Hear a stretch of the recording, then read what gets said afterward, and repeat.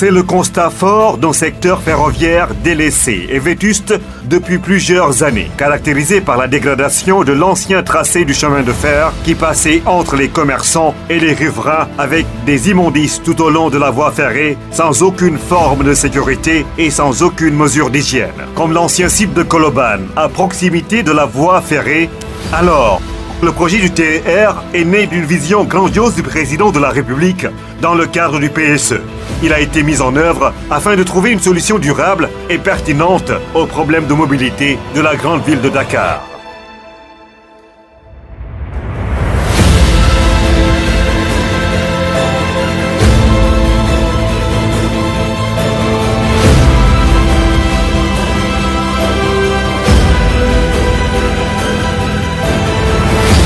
Un projet titanesque qui a mobilisé plus de 8000 experts, techniciens et plus de 200 ingénieurs qui ont contribué à la définition et à la mise en œuvre d'une conception complexe aux standards internationaux les plus pointus de la technologie ferroviaire, et cela depuis une base vie construite à Bargny, regroupant tous ces experts de différents métiers travaillant jours et nuits pour la bonne marche de ce projet emblématique.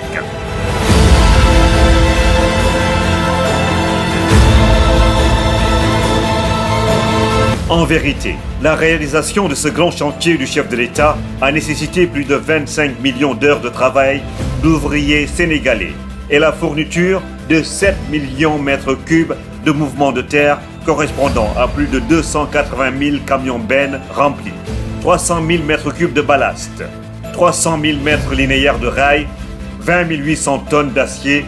120 000 mètres cubes de béton, via plus de 8 centrales à béton installées spécifiquement pour le projet. La gestion de ces matériaux a notamment nécessité la mise en place de 3 bases de travaux et de stockage à Bargny, Dalifort et Mbao, d'une superficie totale de 40 hectares. Le TER, c'est notamment le déroulage d'environ 1200 km de câbles électriques aériens et souterrains, équivalent approximativement à une ligne tirée entre Dakar et Bamako.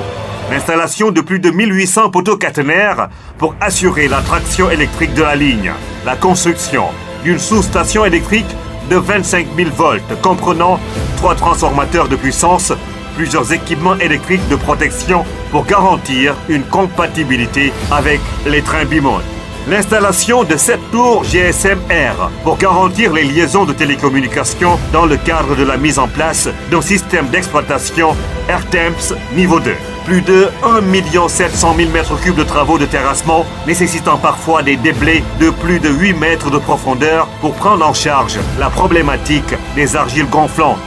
Le dévoiement de plus de 40 réseaux électriques de télécommunications et d'assainissement existants sous la plateforme et le déplacement de plus d'une dizaine de postes électriques le long du tracé. L'installation d'environ 100 km de réseaux d'assainissement, fossés, caniveaux, collecteurs drainants, le long du tracé afin de garantir une gestion des eaux pluviales. L'installation de 2 voies à écartement standard et une voie à écartement métrique comprenant des voies d'évitement, de garage, de dépassement et nécessitant des activités de bourrage, de nivellement des voies et de soudure des rails qui ont mobilisé une flotte de plus de 600 équipements ferroviaires. La réalisation de plus de 28 passerelles piétons et 14 ponts-routes comparables chacun au projet du pont de l'émergence, permettant le rétablissement de la circulation des riverains de part et d'autre de la plateforme ferroviaire en toute sécurité. La construction de 72 km de murs de clôture défensive de part et d'autre de la plateforme ferroviaire afin de garantir la sécurité des riverains quant à l'exploitation du train roulant à 160 km/h à 25 000 volts d'électricité. La construction d'un site de maintenance du matériel roulant sur une superficie de 7 hectares qui a nécessité la construction de 7 différents bâtiments pour l'entretien et la maintenance des trains via plusieurs équipements de maintenance lourds comme des ponts roulants, colonnes de levage, tours en fosse, etc. Notamment leur nettoyage via une station de lavage dédiée et la gestion et l'exploitation des trains à distance sans fil depuis le poste de contrôle et de commande PCC.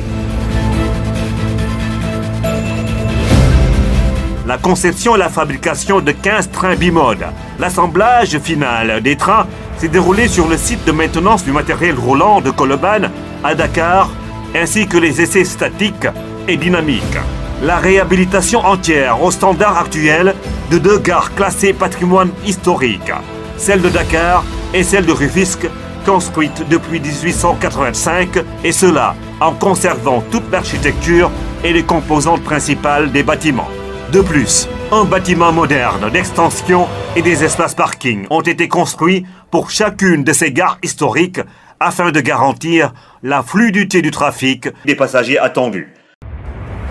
Plus de 230 gendarmes le long du tracé pour assurer la sécurité des riverains autour du projet. Sans oublier les ONG et les facilitateurs désignés par les différents collectifs,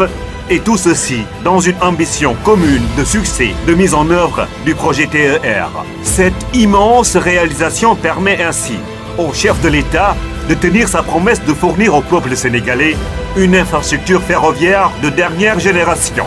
dimensionnée pour un trafic de plus de 300 000 voyageurs jour, soit plus de 2 fois le trafic attendu à la mise en service et pouvant même accueillir un jour des trains type TGV sans aucun besoin d'adaptation. À côté du volet extrêmement technique de ce projet,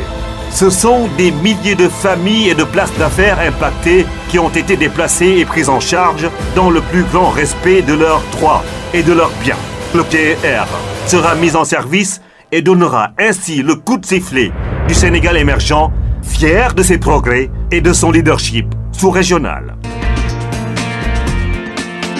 Au Sénégal, on avait un gros problème de mobilité. Et le moyen le plus approprié pour le transport, tenant compte des impératifs d'environnement, restait le moyen ferroviaire, mais un moyen ferroviaire adapté à la fois au volume de passagers, à la rapidité et surtout à l'environnement.